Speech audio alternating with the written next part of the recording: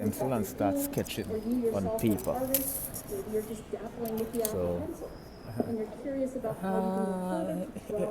stay tuned, stay tuned. Hey, if you all would like to join me, hey, if you all want to come see your boy, you know, send me a message. Sunday, I'm chilling at the Apple Store all day today.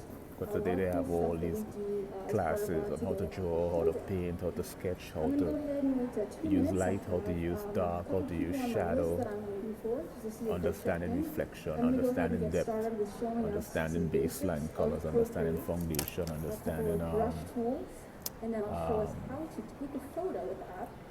how shades of ground the image, how light makes it emerge, how to create depth, how to create richness, how to find corresponding colors. Let's say a particular object you painted is green. You know, what are the corresponding colors? Maybe blue, maybe red, maybe yellow. And this is contingent and conducive on the before and after effect, like the past, present, and future of a particular, let's say, a biodegradable object.